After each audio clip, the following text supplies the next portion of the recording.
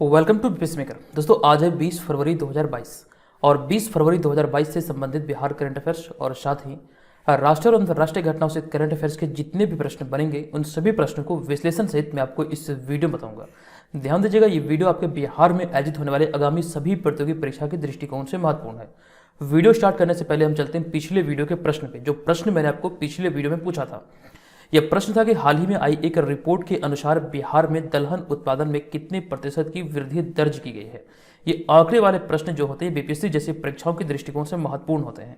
इस प्रश्न के बारे में मैंने आपको बताया था, राइट आंसर होगा ऑप्शन नंबर बी, यानी कि 12% की वृद्धि दर्ज की गई है। जो नवीनतम रिपोर्ट अभी हाल ही में आई है, इस रिपोर्ट के आधार पर हम बात करें तो इसका राइट आंसर है ऑप्शन नंबर बी।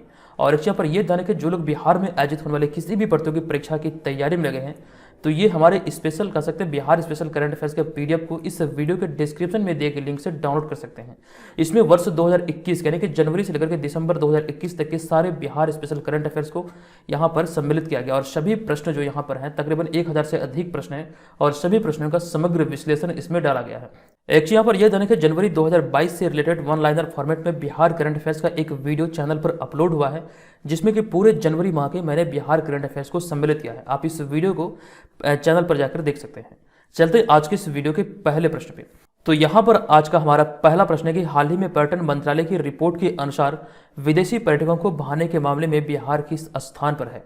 यहाँ पर जो शब्द का प्रयोग किया गया है भाने के मामले में, अर्थात विदेशी पर्यटकों को आकर्षित करने के मामले में, भाने शब्द को आप यहाँ पर रिलेट कर सकते हैं आकर्षित शब्द से, यानी कि आकर्षित करने के मामले में बिहार किस स्थान पर है। इस प्रश्न का हमारा राइट आंसर है ऑप्शन नंबर सी, अर्थात बिहार की जो रैंकिंग है इस पर्यटन मंत्रालय की नवीनतम रिपोर्ट के आधार पर 9वीं है। ऑप्शन नंबर सी यहाँ पर इस प्रश्न का राइट आंसर होगा। अब यहाँ पर आपको इस प्रश्न के बारे में विस्तार से बता दूं कि पर्यटन मंत्रालय की जारी रिपोर्ट के अनुसार विदेशी पर्यटकों को भाने वाले राज्यों में शीर्ष 10 राज्यों में बिहार का नाम शुमार हो गया है, यानी कि बिहार की जो रैंकिंग है ये 9वीं रैंकिंग है। हमने आगे लिखा कि हालांकि इस रिपोर्ट के अनुसार सबसे अधिक विदेशी पर्यटक महाराष्ट्र में आ रहे हैं, यानी कि महाराष्ट्र की जो रैंकिंग है इस रिपोर्ट के आधार पर ये पहले नंबर पर है। महाराष्ट्र के दृष्टिकोण से अगर हम देखें तो कुल विदेशी पर्यटकों में महाराष्ट्र आने वालों की जो संख्या है ये तकरीबन कह सकते हैं 17.5% है। 17.6% जो कह सकते हैं, जो भी विदेशी पर्यटक भारत आते हैं उनमें से 17.6% जो है कह सकते हैं महाराष्ट्र जाते हैं। इसके बाद तमिलनाडु और तीसरे पायदान पर जो है उत्तर प्रदेश, यानी कि पहले स्थान पर महाराष्ट्र, दूसरे स्थान पर तमिलनाडु और तीसरे स्थान पर उत्तर प्रदेश आता है। वहीं पे हम बिहार के दृष्टिकोण से देखें तो बिहार में विदेशी पर्यटकों का आने का जो अनुपात है ये 4.2% यानी कि 4.2% है। ये आप यहां से ध्यान रखिएगा, ये 4.2% के साथ बिहार की रैंकिंग इस रिपोर्ट के आधार पर 9वीं है। राइट आंसर है ऑप्शन नंबर सी। अगला होगा हमारा दूसरा प्रश्न। यह प्रश्न है कि बिहार में अब सभी इमरजेंसी सेवाएं कौन से डायल नंबर पर उपलब्ध होगी। इस प्रश्न का हमारा राइट आंसर है ऑप्शन नंबर डी, अर्थात 112, यानी कि 112। ऑप्शन नंबर डी यहाँ पर इस प्रश्न का राइट आंसर होगा। आपको इस प्रश्न के बारे में बता दूं क्योंकि यहाँ पर कुछ चेंजेज हुई है, इस वजह से इस प्रश्न को हमने ऐड किया है। विस्तृत जानकारी साइड में लिखा गया कि बिहार राज्य में अब नई इमरजेंसी सेवा के तहत सभी आपातकालीन सुविधाएं एक ही नंबर पर उपलब्ध होगी। इसके साथ ही पहले से चल रही अलग अलग जरूरी सेवाओं के डायल नंबर को बंद कर दिया गया है, यानी कि सभी को एकीकृत कर ये 112 नंबर पर ही जोड़ा गया। पहले से हालांकि 112 नंबर पर इमरजेंसी डायल होता था, लेकिन सभी सुविधाओं को इसमें सम्मिलित किया गया है, एकीकृत तौर पर इसे लॉन्च किया गया है। हमने यहाँ पे इसके तहत अगले पॉइंट में लिखा है यानी कि मेडिकल, पुलिस, आपदा और अग्नि मिशन जैसी तीनों आपातकालीन सेवाओं को एकीकृत करके एक ही नंबर 112 पर शुरू कर दी जाएगी या फिर कर दी गई है। अगला होगा हमारा तीसरा प्रश्न। यह प्रश्न है कि हाल ही में बिहार का कौन सा एयरपोर्ट विश्व की 200 चुनिंदा हवाई अड्डे में शामिल हो गया है।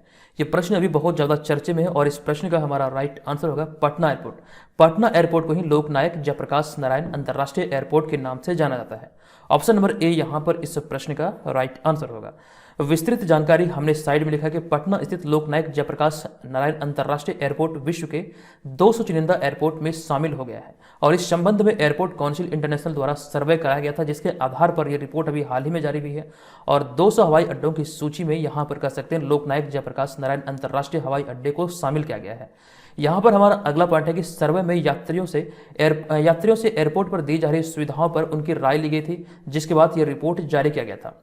हमने यहाँ पे अगले पॉइंट में लिखा कि वर्तमान में भारत में यानी कि वर्तमान भारत में सबसे बड़ा हवाई अड्डा इंदिरा गांधी अंतर्राष्ट्रीय हवाई अड्डा है। और वहीं पर अगर हम बात करें भारत का पहला हवाई अड्डा का, तो नेक्स्ट पॉइंट में हमने इसकी चर्चा की है। इलाहाबाद हवाई अड्डा जो कि 1919 में बनाया गया था, जो कि भारत का पहला हवाई अड्डा था, और 1942 तक इस हवाई अड्डे से लंदन तक सीधी उड़ानें उपलब्ध होने के कारण इसे एक अंतर्राष्ट्रीय हवाई अड्डा का दर्जा प्राप्त था। ये आपको ध्यान रखना, भारत का पहला हवाई अड्डा है इलाहाबाद हवाई अड्डा, जो कि 1942 से यहाँ पर कर सकते हैं अंतर्राष्ट्रीय उड़ान मतलब भरी गई थी लंदन के लिए। इस आधार पर इसे कर सकते हैं ये पहला अंतर्राष्ट्रीय हवाई अड्डे का मतलब होने का इसे गौरव प्राप्त है। ये आपको यहाँ से ध्यान रखना है। अब यहाँ पर हम चलेंगे अगले चौथे प्रश्न पे। चौथा प्रश्न हमारा कि हाल ही में बिहार में एमएसएमई को बढ़ावा देने के लिए राज्य सरकार ने किसके साथ एमओयू पर हस्ताक्षर किया है। यहाँ पर देखिए, पिछले प्रश्न में मैं आपको चीजें बता रहा था अंतर्राष्ट्रीय हवाई अड्डे या फिर हवाई अड्डे के बारे में। आपको ध्यान रखना, दरभंगा एयरपोर्ट काफी ज्यादा चर्चे में रहता है कि दरभंगा हवाई अड्डा जो है, यहाँ से कई सारे प्रश्न मैंने आपको बतलाए हैं। और मैंने आपको ये भी बताया था इसकी शुरुआत हुई थी 8 नवंबर 2020 ईस्वी को। अब जो यहाँ पर हमारा अगला प्रश्न है कि बिहार में एमएसएमई को बढ़ावा देने के लिए राज्य सरकार ने यानी कि बिहार सरकार ने किसके साथ एमओयू पर हस्ताक्षर किया है। तो ये हस्ताक्षर अभी हाल ही में जो किया गया है सीडबी के साथ किया गया है। तो ऑप्शन नंबर बी यहाँ पर इस प्रश्न का राइट आंसर होगा। आपको बता दूं कि हाल ही में बिहार के उद्योग मंत्री सैयद शहनवाज हुसैन की अध्यक्षता में राज्य सरकार एवं सिडबी के बीच एक एमओयू पर हस्ताक्षर किया गया। आप जहां पर इस इमेज में देख रहे हैं बिहार के उद्योग मंत्री सैयद शहनवाज हुसैन, और आपको ये ध्यान रखना इन्होंने अभी हाल ही में एमओयू पर हस्ताक्षर किया है। ये यहाँ पर ध्यान रखें, इन्हीं की अध्यक्षता में ये हस्ताक्षर किया गया। हमारा अगला पॉइंट है कि इससे बिहार में लघु एवं सूक्ष्म उद्योग के लिए लोन मिलना आसान होगा और इसके साथ ही बिहार में औद्योगिक विकास में काफी तेजी आएगी। इसी सब पहलुओं को ध्यान रखते हुए भी हाल ही में यह समझौता सिडबी के साथ किया गया है। नेक्स्ट होगा हमारा पांचवा प्रश्न। यह प्रश्न है कि निम्नलिखित में से हाल ही में किसके द्वारा तंबाकू छोड़ो ऐप लॉन्च किया गया है। इस प्रश्न का हमारा राइट आंसर होगा ऑप्शन नंबर बी, अर्थात विश्व स्वास्थ्य संगठन यानी कि WHO के द्वारा भी हाल ही में तंबाकू छोड़ो ऐप को लॉन्च किया गया है। आपको डिटेल जानकारी दे दूं कि हाल ही में विश्व स्वास्थ्य संगठन यानी कि WHO के दक्षिण पूर्व एशिया क्षेत्र ने तंबाकू छोड़ो ऐप लॉन्च किया है और इस ऐप को WHO के साल भर चलने वाले कमिट टू क्विट अभियान के दौरान लॉन्च किया गया है, जो कि WHO दक्षिण पूर्व एशिया क्षेत्र द्वारा नवीनतम तंबाकू नियंत्रण पहल है। इसी के मतलब अंतर्गत इस ऐप को लॉन्च किया गया जिसका नाम है तंबाकू छोड़ो ऐप। ये आप यहाँ से ध्यान रखिएगा, क्योंकि यहाँ पर बात है विश्व स्वास्थ्य संगठन अर्थात WHO की, तो यहाँ से आपके प्रश्न बन सकते हैं। आपको बता दूं कि विश्व स्वास्थ्य संगठन की स्थापना 7 अप्रैल 1948 को की गई थी। इसका मुख्यालय जेनेवा में स्थित है और हाल ही में न्यूजीलैंड द्वारा 2030 तक धूम्रपान छोड़ने का लक्ष्य निर्धारित किया गया है। ये जो पॉइंट आप यहाँ पर देख रहे हैं न्यूजीलैंड से संबंधित, इसके बारे में डिटेल जानकारी हमने आपको दिया था कि न्यूजीलैंड सरकार के द्वारा 2030 तक धूम्रपान छोड़ने को लेकर के लक्ष्य निर्धारित किया गया है। अगला होगा हमारा यहाँ पर छठा प्रश्न। यह प्रश्न है कि हाल ही में संयुक्त राज्य अमेरिका और किस देश के बीच एक संयुक्त सामरिक एयरलिफ्ट अभ्यास कोप साउथ 22 का आयोजन किया गया। इंपॉर्टेंट प्रश्न है। इस प्रश्न का हमारा राइट आंसर है ऑप्शन नंबर सी, अर्थात यहाँ पर इसका जो राइट आंसर यह है बांग्लादेश। आपको इस प्रश्न के बारे में विस्तृत जानकारी दे दूं कि हाल ही में बांग्लादेश और संयुक्त राज्य अमेरिका की वायुसेना एक संयुक्त सामरिक एयरलिफ्ट अभ्यास कोप साउथ 22 आयोजन किया। ये आप यहाँ से ध्यान रखिए, आयोजन दोनों देशों के मध्य हुआ है और ये जो आयोजन हुआ है ये द्विपक्षीय अभ्यास बांग्लादेश में आयोजित किया गया। अब यहाँ पर इसी तरह के प्रश्न हमने यहाँ पर भारत से रिलेटेड चीजों को ऐड किया है। आप यहाँ पर ध्यान देंगे भारत और अमेरिका के बीच वज्र प्रहार कोप इंडिया युद्धाभ्यास का आयोजन किया जाता है। युद्धाभ्यास जो आप यहाँ पर देख रही है भी एक युद्धाभ्यास का भी नाम है। युद्धाभ्यास जो नाम है यहाँ पर देख रहे हैं, शब्द जो देख रही है भी एक युद्धाभ्यास का नाम है। जिस प्रकार से कह सकते हैं प्रहार एक युद्धाभ्यास है, उसी प्रकार से भारत और अमेरिका के बीच आयोजित होने वाला युद्धाभ्यास भी एक प्रकार का युद्धाभ्यास है। ये आप यहाँ से ध्यान रखेंगे। जबकि अगले पॉइंट में हमने लिखा कि भारत और बांग्लादेश के बीच संप्रीति युद्धाभ्यास, भारत और चीन के बीच हैंड इन हैंड युद्धाभ्यास तथा भारत और नेपाल के बीच सूर्य किरण युद्धाभ्यास का आयोजन किया जाता है। ये तमाम चीजें यहाँ से अपनी कॉपी में नोट कीजिए, ये आपके लिए बहुत बहुत बहुत इंपॉर्टेंट है। इस तरह के फैक्ट आपको बीपीएससी जैसे परीक्षाओं में पूछे जा सकते हैं। ये जो चैनल है ये पूर्ण रूप से बिहार की परीक्षाओं पर केंद्रित है। हमारे सारे मटेरियल के लिए आप बीपीएससी मेकर ऐप को प्ले स्टोर से डाउनलोड कर सकते हैं। वहां पर डेली बेसिस पर करंट अफेयर्स की तैयारी आप कर सकते हैं, ऑनलाइन टेस्ट सीरीज में पार्टिसिपेट कर सकते हैं और भी हमारे जितने भी बहुत सारे मटेरियल हैं वो सभी का आप लोग भरपूर लाभ उठा सकते हैं। ये तमाम मटेरियल आपको बीपीएससी मेकर ऐप पर उपलब्ध है। आप वहां पर प्ले स्टोर पर जाकर इस ऐप को डाउनलोड कर सकते हैं। अगला होगा यहाँ पर हमारा सातवां प्रश्न। यह प्रश्न है कि हाल ही में एशिया का सबसे बड़ा जनजातीय उत्सव मेदाराम जातारा किस राज्य में शुरू हुआ है। इंपॉर्टेंट प्रश्न है। जनजातीय उत्सव या फिर कह सकते हैं जो प्रमुख उत्सव भारत के कोने कोने में मनाया जाता है, इस तरह के भी प्रश्न कई बार एग्जाम में पूछे गए हैं। इसका जो राइट आंसर यह है ऑप्शन नंबर डी, अर्थात तेलंगाना इस प्रश्न का सही उत्तर होगा। आपको इस प्रश्न के बारे में विस्तार से बता दूं कि हाल ही में एशिया का सबसे बड़ा जनजातीय उत्सव में से एक मेदाराम जातरा तेलंगाना में पारंपरिक उत्साह के साथ शुरू हुआ है। और आपको ये ध्यान रखना, मेदाराम जातरा जो उत्सव है ये कुंभ मेले के बाद भारत का दूसरा सबसे बड़ा मेला है।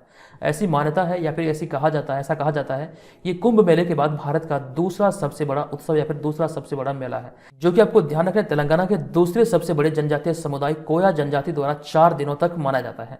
ये आपको ध्यान रखना। यहाँ से आपके प्रश्न बनते हैं, कोया जनजाति का संबंध किस राज्य से है? तेलंगाना से है। और इस वर्ष की अगर बात करें तो इस वर्ष यह त्यौहार 16 से 19 फरवरी 2022 तक मनाया गया। और एक प्रश्न यहाँ पर बना था जो कि मैंने आपको इसकी जानकारी पिछले वीडियो में दिया था। तो हाल ही में राजस्थान में मरु उत्सव मनाया गया। ये भी आपको यहाँ से पॉइंट याद रखना, मरु उत्सव जो है राजस्थान से संबंधित है। यहीं पर अभी हाल ही में ये सेलिब्रेट किया गया है। अब यहाँ पे हमारा अगला है 8वां प्रश्न। यह प्रश्न है कि हाल ही में a nation to protect leading India through the Covid crisis पुस्तक का विमोचन किसने किया है? इंपॉर्टेंट प्रश्न है और इसका राइट आंसर है हमारा ऑप्शन नंबर डी, यानी कि मनसुख मंडाविया। मनसुख मंडाविया की अगर हम बात करें तो वर्तमान समय केंद्रीय स्वास्थ्य मंत्री हैं। आपको इस प्रश्न के बारे में डिटेल जानकारी दे दूं कि 18 फरवरी 2022 को केंद्रीय स्वास्थ्य मंत्री मनसुख मंडाविया ने नई दिल्ली में और nation to protect leading India through the Covid crisis पुस्तक का विमोचन किया है। और यह पुस्तक नेतृत्व और सरकार के शीर्ष क्षेत्रों से भारत की महामारी प्रतिक्रिया का एक विवरण है। ये सारी चीजों का यहाँ पर इस पुस्तक में मतलब कह सकते हैं वर्णन किया गया है। हमने अगले पॉइंट में मनसुख मंडाविया से रिलेटेड एक प्रश्न को ऐड किया है। इसकी जानकारी हालांकि मैंने आपको दिया था। तो ये पॉइंट है कि हाल ही में केंद्रीय स्वास्थ्य मंत्री मनसुख मंडाविया द्वारा बच्चे एवं गर्भवती महिला के टीकाकरण कवरेज का विस्तार करने हेतु मिशन इंद्रधनुष 3.0 लॉन्च किया गया था। ये भी पॉइंट यहाँ से आप लोग नोट कर लीजिए। अगला होगा 9वां प्रश्न।